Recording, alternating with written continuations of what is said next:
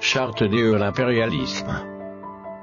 La présente charte a été élaborée à Washington pendant la traite négrière, ensuite discrètement négociée à la conférence de Berlin en 1885, pendant que les puissances occidentales se partageaient l'Afrique.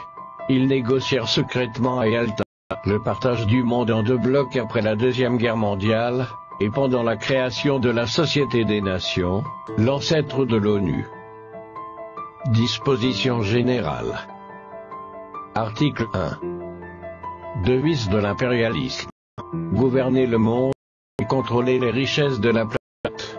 Notre politique est de diviser pour mieux régner, dominer, exploiter et piller pour remplir nos banques, et faire d'elles les plus puissantes du monde. Article 2. Aucun pays du tiers-monde ne constitue un État souverain et indépendant. Article 3. Tout pouvoir dans les pays du tiers-monde émane de nous, qui l'exerçons par la pression sur les dirigeants qui ne sont que nos marionnettes. Aucun organe du tiers-monde ne peut s'en attribuer l'exercice. Article 4.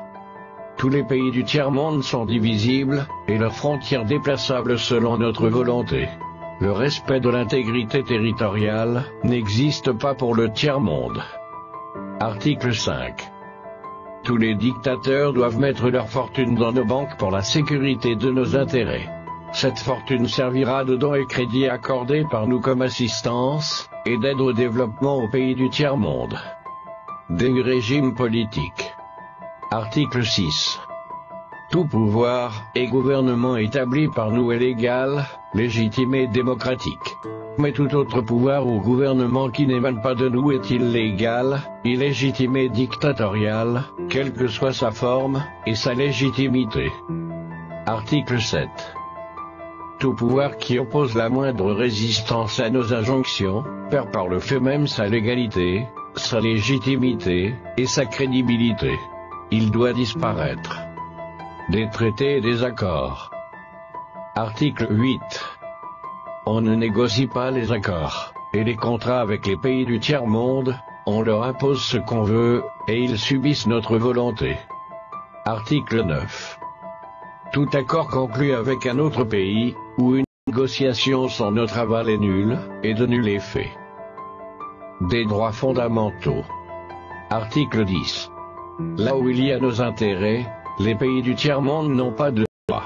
Dans les pays du Sud, nos intérêts passent avant la loi et le droit international. Article 11. La liberté d'expression, la liberté d'association, et les droits de l'homme, n'ont de sens que dans le pays où les dirigeants s'opposent à leur volonté. Article 12. Les peuples du tiers-monde n'ont pas d'opinion, ni de droit, ils subissent notre loi et notre droit. Article 13. Les pays du tiers-monde n'ont, ni culture ni civilisation, sans se référer à la civilisation occidentale. Article 14. On ne parle pas de génocide, massacre ni de crimes de guerre ou de crimes contre l'humanité, pays où nos intérêts sont garantis, même si le nombre des victimes est très important. Des finances publiques. Article 15. Dans les pays du tiers-monde, nul n'a le droit de mettre dans leur banque un montant d'argent au-dessus du plafond que nous avons fixé. Lorsque